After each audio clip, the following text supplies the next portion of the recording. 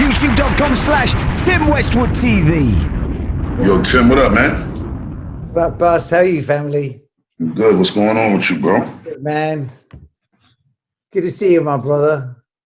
You too, bro. See you, long time. Yeah, what's going on with you, man? Yo, fam, how long? I don't know. Last time when we did the interview with the St. Martin's Lane, right? Oh, man, that's a minute ago, man. How you been? You been blessed? My brother, how you been? Same old, you know what I mean? Yeah. I want to say, man, that The Don and the Boss is one of my favorite records of the year, man. Thank you, my brother. I think you smashed that, and, you know, I'm a massive Vybz fan, man. So that was perfect, man. And the beat is crazy as well, man. I think both of you on that beat is my brother. Thank you. Yeah, thank you, incredible record, man. Incredible record. Yeah, thank you, man. And Amazing Vybz is still winning after all these years in prison, man. Winning, man. Amazing. Yeah, this, I don't even understand how he's doing this shit at this point, bro. No, shit, fucking crazy. Yeah. It's like it's almost like he's dropping like half of albums worth of music every week. Every week. 5-6 songs every week. For real, like for real. And those records are bangers, man. Like dominating dancehall, man. Crazy. And videos is with them shits too. That's what's making it even fucking crazier. More crazy, man. But like every week, new vibes, every week, and like winning, man. Some of the biggest records of the year. Yeah, I don't understand it. It's amazing. It's mind blowing. It's inspiring to me because it's like if this is what this man is doing from, you know, the situations that he's in, then, you know, we gotta, what the fuck we doing out here? Like, you know what I'm saying? Yeah, it's locked down, you know what I mean? Yeah, that shit is crazy, bro. Yeah. Oh, amazing. Number one Vybz. And he's like, I don't know, man. Don't get this wrong, but he's like the Bob Marley of the new generation for me, man. Like he's just out there, man. It's so powerful, man. Favorite Yeah, artist. I mean, you're not saying nothing wrong. You might be accurate. You might be really like hitting it spot on, man. Like there's nobody remotely coming close to what he's doing, bro. Yeah, amazing, man. We've never seen no shit like this before. Never, man. And you two together, I mean, your friendship goes way back, man. You were there all up for the court case and everything, man. I mean, you and Vybz are always close, man. Yeah, and we still have that same kind of brotherhood because, you know, at the end of the day, hold on 1 second, give me the 8 and take the 15 to him. At the end of the day, it's like, it's just a matter of just being consistent and just being genuine and ultimately, you know, it's like every friend that I really connect with genuinely, like those relationships, they never change, man. They're long-term friendships and brotherhoods. You know, me and Spliff and me and Scratchator, and you know, you pretty much been seeing me with the same clique since we met. It's so nice to see Spliff up in the videos, man. It's so nice to see Spliff in the videos, man. Looking crazy as ever. Yeah, ain't nothing changed, man. The brotherhood is there. The loyalty is there. The friendship is there. The love is genuine, and it's, you know, it's the same thing with pretty much my limited immediate circle of people that I've been fucking with. If once we lock in with each other, that's it. It is never gonna really ever end. You know what I'm saying? And fortunately, I was able to gel with Vybz Kartel like that. I was able to gel with Bounty Killer like that. I was able to gel with Junior Reed like that, Beanie Man like that. You know, it's never gonna end. Even the Marley brothers, it's like, you know, that the respect and the love is eternal. You know what I'm saying? Yeah, for real, man. Yo, speaking of videos, man, that Czar video with M.O.P, that's something else. That Benny Boom did you proud with that, man. Crazy. Yeah, I mean, you know. That's what the album needed, is an epic video like that. The album needed just to really set the tone, man. Amazing video. No, I appreciate it, bro. But you got to always remember one thing. none of these directors' videos look like that until they work with Busta Rhymes, because I'm the one that creates these concepts. And I'm the one that creates the direction of what the visuals are supposed to look like, because I always have the vision of how these songs are supposed to be presented to the world, visually and sonically. And, you know, this is a trait that I've always been fortunate enough to, you know, embody as an artist in my work. So, you know, Benny Boom is incredible. We've been working together for a long time. He was, you know, actually, Benny Boom been a part of the whole shit with Big Dog Films back when Hype Williams was doing my shit from Put Your Hands days. You know, Benny Boom was a part of all of that. Like, he was working in the production team, you know what I'm saying, as a young, aspiring director, just trying to figure out and navigate his way through things. And, you know, he got it together and blossomed into an incredible video director, movie director, television, you know, series director. Like, he just, you know, he spread his wings and he just continues to blossom and grow. Yeah. That's, you know, that's ultimately the goal. Like, we got to continue to evolve, man, and For real, man. And show people that the growth never ends. You know, it doesn't stop until we're either bowing out gracefully or we die. You know what I'm saying? That's the plan. That's the plan. That's the plan. I tell you, man, that Hype Williams era of videos, man, that was a moment in hip hop, man, a magic moment, man.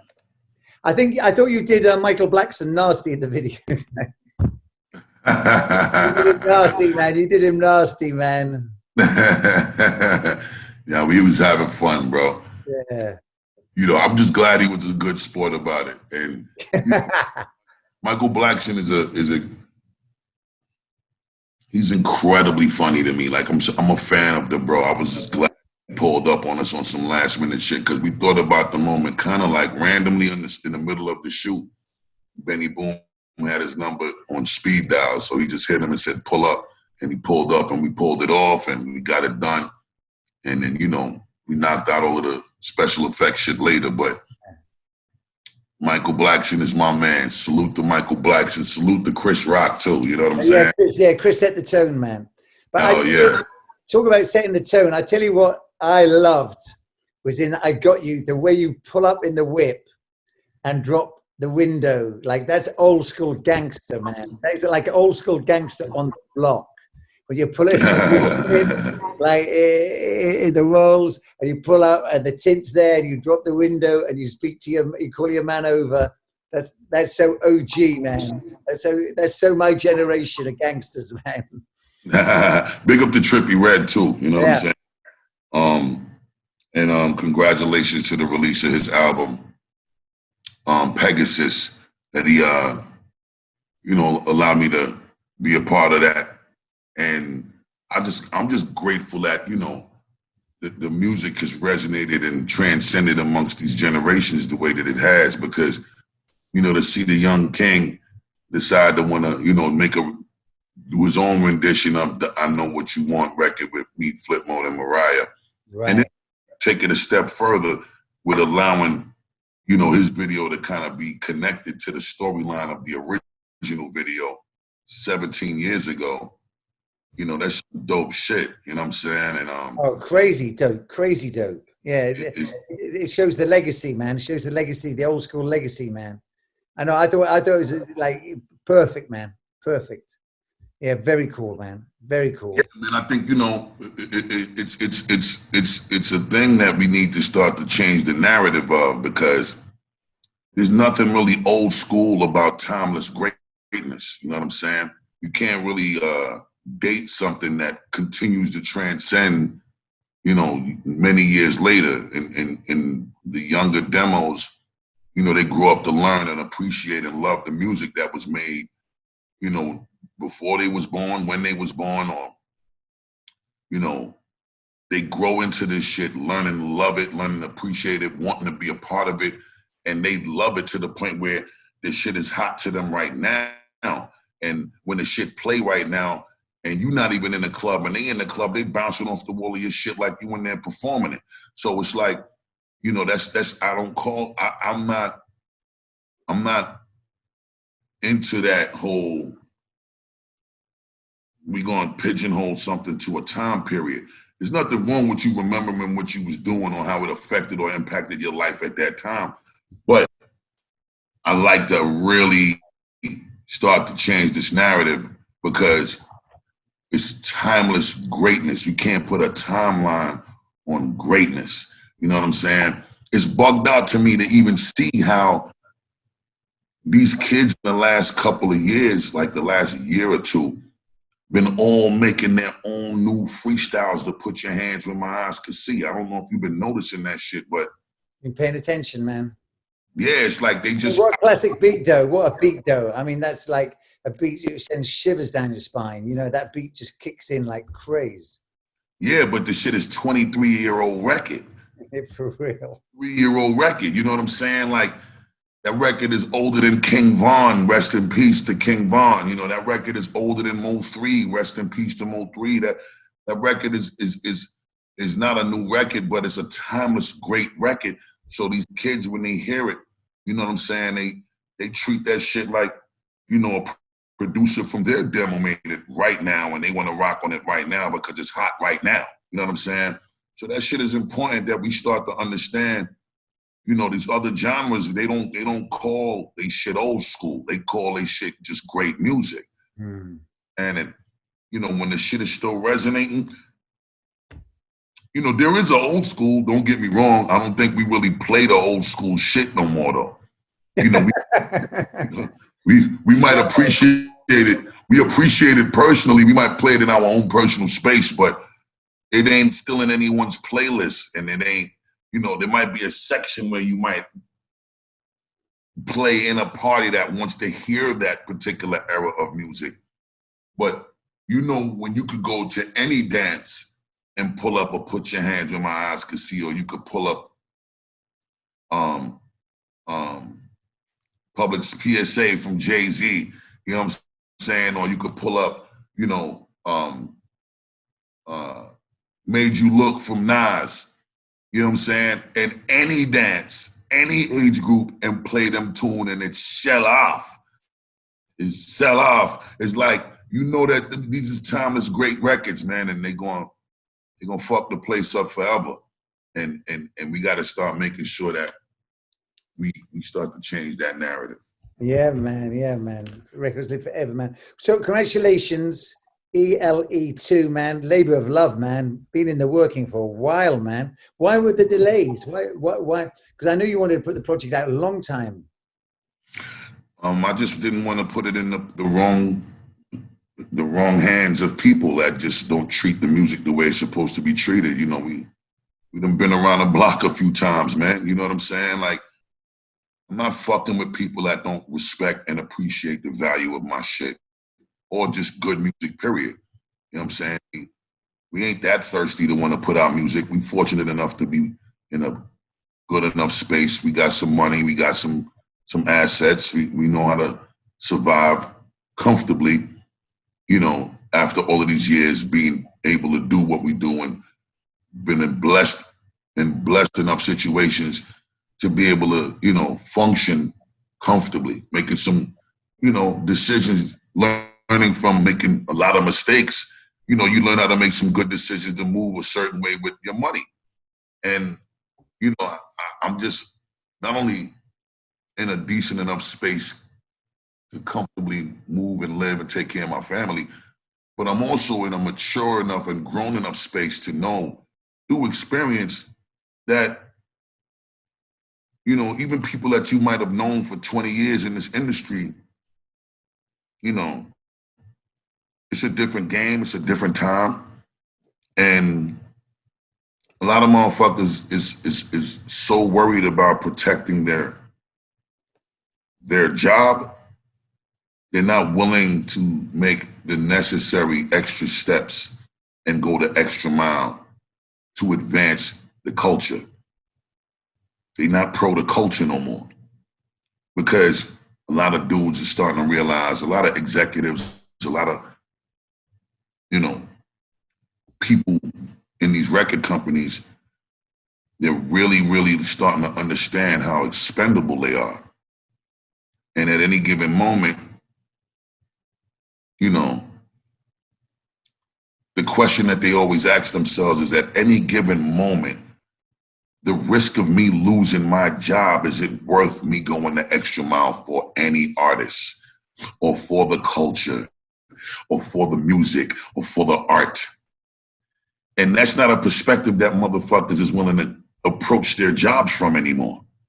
So I'm very careful when I watch these people out here doing the things that they do, moving the way that they move, and showing the lack of love and genuine support and genuine concern for great music and advancing the culture and the art. So I just had to sit and wait until I really saw the proper enthusiasm and excitement and support. So with that being said, I'm gonna big up the most incredible support system that I've done business with in a long time. And that's the entire Empire Records family. And of course, I gotta big up my conglomerate entertainment family. And I gotta big up my managers and, you know, Steve Rifkin and Anthony Bada, Abe Blitz. You know, it's just a nice group of people that really came together. A global campaign and a global rollout. And it was warranted, and I just really appreciate how fucking dope the team put together the support that was needed for this project to be presented to the world properly. Yeah, So man. what it was, man. I took my time with the music. I wanted to take my time with making sure I was putting it in the hands of the right people. I mean, 22 joints deep, you know what I mean? 26 with the deluxe, you know what I mean? Covering a lot. Well, the reloaded. I haven't dropped the deluxe yet. Oh, the reloaded. Oh, it's the reloaded. The reloaded, yeah. 4 extras. All right. All right. So the deluxe is still to come. And maybe I'm thinking about it, my brother. You know, I'm in a giving mood, so I might have to bless the world with some more shit for the holiday season, you know? Might as well, man. Might as well. You get personal, man. You talk about the mother of your kids. You talk about a lot of things on there, things that we ain't used to hearing from you, man. Yeah, well, you know, Extinction Level Event 2, The Wrath of God, is an album that I felt like if I took this long to put out an album, I need to not only give people the shit that they know and have grown to know and love me for, but I gotta reintroduce myself to a whole bunch of people that really never been, you know, following or hearing Busta Rhymes shit. So I might have to get a little personal this time. And I'm also in the best shape of my life, mind, body, and spirit. So a lot of shit that I've been walking with for years, bro, you know what I'm saying? I finally healed from them. Seriously? Yeah, finally. You grow up and you finally come to terms with certain shit. What, like? You and the mother of your kids, y'all ain't arguing like y'all used to.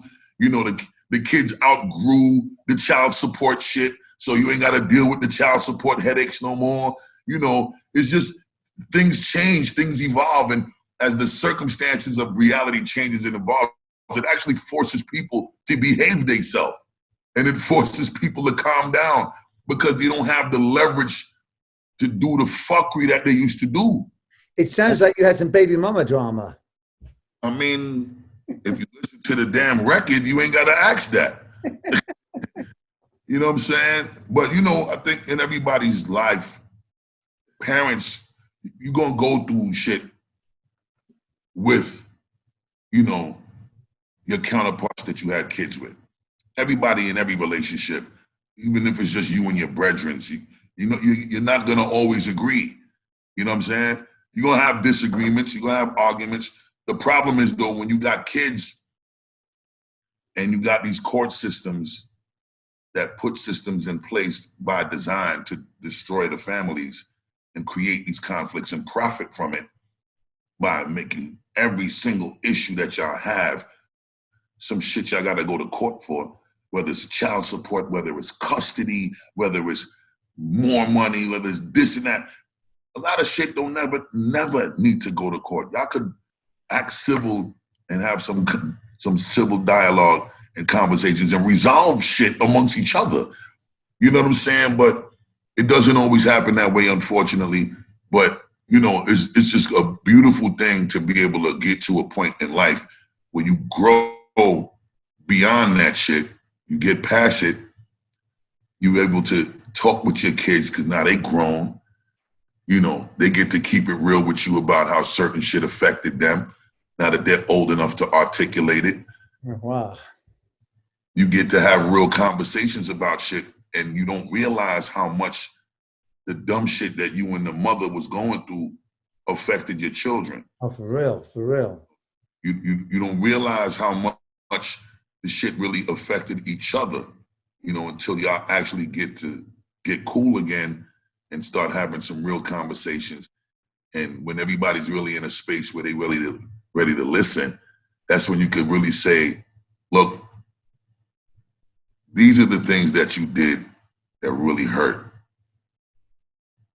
And then you get to tell them the same shit. And it's like, damn. Only if we could have had these conversations back years ago, calm, like we could have these conversations now, we could have avoided a lot of heartache and a lot of headache. But it's all right, because sometimes things just have to happen in its own divine timing. And, you know, fortunately for me, I was able to get to a place, you know, with the mothers of my children and with my kids, where we was not only able to talk about it, we was able to heal from shit, get past shit, and, you know, get the blessing to be able to tell my truth. So how many baby mamas you got? Well, I don't have baby mothers. I'm just asking. Sorry, you said the mothers of your kids. Yes, Sorry. I have mothers of my children. Yeah. See, there's a difference Sorry. between baby mothers and mothers of your children. Sorry, right? I was talking. Explain. So you know, a What's the baby. difference? Yeah. The difference is that you can have mothers of your children that really are good mothers and they take care of your kids, even though they're headaches. They're still good mothers. Then you can have baby mothers that ain't good mothers. They just breed your child and then they just are running around here as the one they breeded your child, but they didn't really do what they were supposed to do as mothers. You know what I'm saying? So that's the difference, you know. I didn't know that. I didn't know that. I don't necessarily agree with how things transpired with the mothers of my children, but for the most part, they were good mothers, you know, and maybe one of them wasn't the best. How many you got? How many mothers? I have four. I have four. Oh wow, wow, wow! That must have been a lot for you to deal with, man. It was Must have been a lot. Yeah, I mean, it's always a lot, even if it's one, if the person is a difficult person to deal with. You know what I'm saying? It's the challenging part is how complicated your situation is and how complicated is the woman, or how complicated you are too. You know what I'm saying? Because, you know, I take responsibility for, you know, whatever I have contributed to the problems. You know what I'm saying? But this is the space that I'm at in my life where I'm able to have, you know, the comfort of sharing real life shit, because I've never done it before. And it's empowering to be in a place now where the vulnerability that I was always a little uncomfortable to talk about and share, you know, I've found my solitude in it. And I'm empowered by the vulnerability now because I'm able to really find peace in those situations with everyone involved. And this shit is beautiful now. You know what I'm saying? You're in a blessed place, man. It sounds you're in a blessed place, man. And I'm proud for you, man. And, you know, we salute you, man, because, yeah, you can go through it with that stuff. You can really go through it because obviously, you know, you've got love for your children. You want the best for your children. And yeah, it can be tough, man. It's tough times. Definitely. And you know, it's enough fuckery going on right now. Like I'm trying to minimize all of the unnecessary headaches possible. There's way too much bullshit going on for us to be self-inflicting and still carrying bullshit from years ago with us into now. Like, nah. I'm at a space in my life now where I'm not negotiating with nobody when it comes to my peace of mind and my happiness. Doing that shit. You know what I'm saying? What other things have you done to find your peace of mind then?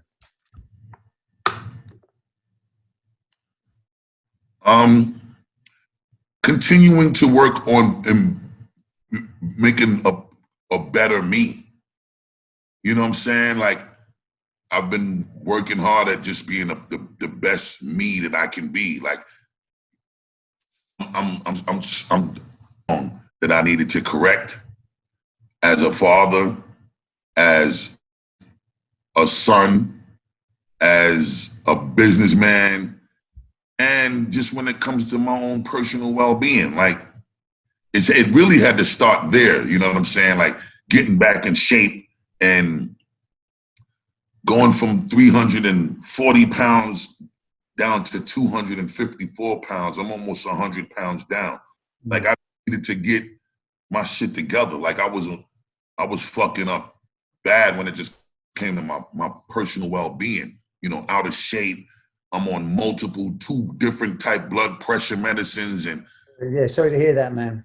acid reflux medicine and prednisone pills to shrink polyps that was growing in my throat and losing my voice and having breathing issues. Like, all kind of fuckery was going on that I wasn't talking about publicly. And it just started to really get to the point where, you know, I was going to the doctor to address certain shit. And they started to have conversations with me like, I gotta get admitted to the emergency room because I'm very close to death right now. And, you know, those is the conversations. You know, you gonna go through certain shit in life that's gonna scare your ass into fixing this shit. You know what I'm saying? Certain harsh realities, when you get hit with that truth and motherfuckers say shit to you that scare the shit out your ass, you know you out of time with putting it off. Ain't no more wait till tomorrow to fix the shit. When you start getting that death talk, and tomorrow ain't promised. Die talk, you gonna go. It's either you gonna fix it right away, or you just gonna die. There's no negotiating for me. I got too much to live for. My beautiful family, a lot of beautiful friends that's been in my life for 30 years and better, 25-year friendships. I got a lot of work left to do. I got big plans left to successfully execute. We got a lot more living to do, man. So, you know, I gotta be here to do it. I gotta be here for my family to make sure I put them in the position to be right, so that when it is time for me to go, you know, I did my part properly, you know what I'm saying? And set my family up nice, and, you know, everybody in a position where, you know, it's a celebration of life as opposed to, you know, some crazy shit that you just left as wild burdens on your family when it's your time to go. We're not doing none of that over here. And make sure we continue to correct and evolve in a great way so that we can solidify making sure we're not doing that over here. You know what I'm saying? And, you know, tomorrow ain't never promised, so I'm just trying to make everything count in a whole nother way, man. That's why when this album had to come, it had to come with the feeling of divine timing around it, you know, from the music and the way the music feels and the cohesiveness and just the perfection of the body of work as an entirety, the content and the subject matter that existed in the music, being able to talk and share shit for the first time after 29 years of professionally recording that I've never shared. And, you know, you've grown with me for over 25 years, Tim. So, you know, there's so much shit that you're learning about me right now for the first time on this album, as close as we've been. So, you know, I just feel like everything has to count. It gotta matter in a different way. So, you know, from the album and being patient and learning how to appreciate patience and making patience become our greatest weapon, as opposed to being impulsive and rushing just to do shit. We ain't just doing shit just to do shit no more.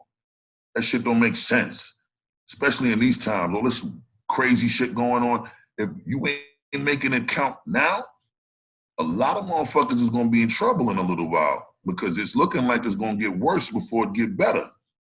You know what I'm saying?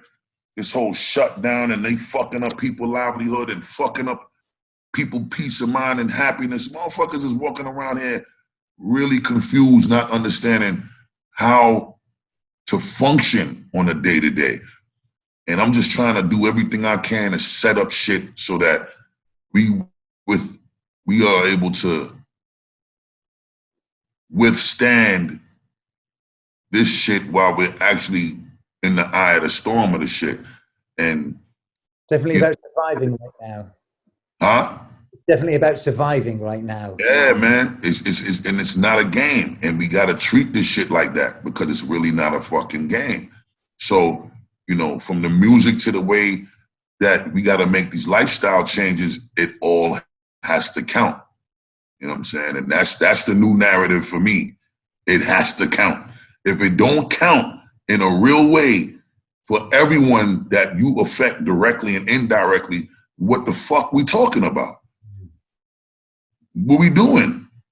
You know what I'm saying? And I'm not into wasting time and dealing with no fuckery right now. It's like, you know, we got a lot to deal with, but we still also got to remember that we got to find our peace of mind. We got to live a little bit. We got to have some fun. You know, they shutting shit down, trying to limit and stagnate the one important part of refueling and recharging your soul. And that's being able to still find peace of mind, happiness, and having a good time, and being able to laugh and love, and not succumbing to the stressful, depressing environment that they creating around us. We still got to find a way to have some fun. So that's why this album consists of a good balance of science and hot shit. You know what I'm saying? We gotta deal with informative content, because we gotta really figure out and research what this change is that's happening and know how to change with it. But we also gotta be able to still live and enjoy life, regardless how this transition is happening. We got to find a way to be able to still enjoy life and recharge and refuel the soul, so we can keep fighting a good fight. But again, everything got to count. Fuck that. Yeah, it's definitely a period of change, man. But All right. great to see you in a good place, brother. I mean, personally in a good place, as well as musically, man, as an artist, man. It's definitely blessed. And I just think, I mean, the very first time I met you, you were waiting outside Chuck D's office in Long Island. I was interviewing Chuck D at the time. And oh, yeah. sitting patiently, like real calm, just waiting, like to chat to him about your music. Obviously, I remember like Notting Hill Carnival when you came over and tore it down like no other. That was a thank you, bro. A historic moment, and videos on Tim Westwood TV if you ever get a chance to catch up with them. Hell yeah, I done watched that shit a few times, bro. Oh, crazy. And it's definitely blessed to see you now looking good. You know, I'm glad you're healthy, and you know, you're blessed like that. And obviously shout out to Chris Lighty as well, you know. I mean, always. Chris Lighty and Violator for life, bro. Fuck that. Absolutely. You know, I talked about losing him and losing my father in that song Deep Thought on the album. Exactly. Yeah, so it's like it's you know, he never leaves my train of thought, and he never leaves my heart. You know, he was one of the most important males, definitely 100, in my life, next to my father. You know what I'm saying? So I love him and I miss him dearly, man. And, you know, I'm going to always rep this Violator thing for life. I'm always rep Chris Lighty for life. You know, I'm always rep our family for life. So, you know, look forward to hearing more pro-Violator content and all of my shit moving forward, yo. Well, I just want to say, stay blessed, man. Great to see you in a good, good place, man. It's good to see you calm, healthy, man, and congratulations on the music, family. Really good to see you, man. Thank you so much, Tim. I love you. You know how we go, family for life with me and you. Bless up yourself, kid. Yeah, man. And that Vybz Kartel record is crazy, man. One of my favorite records of the year, man. That shit, the way it comes in, what Guan baby, it just, that shit gets me every time, man. So yeah, big record, family. Yeah. Thank you, yo. I got to big up Shife Carbino, the producer of the track, from out there in Palm Beach, Florida. So big up to Shife Carbino on the track.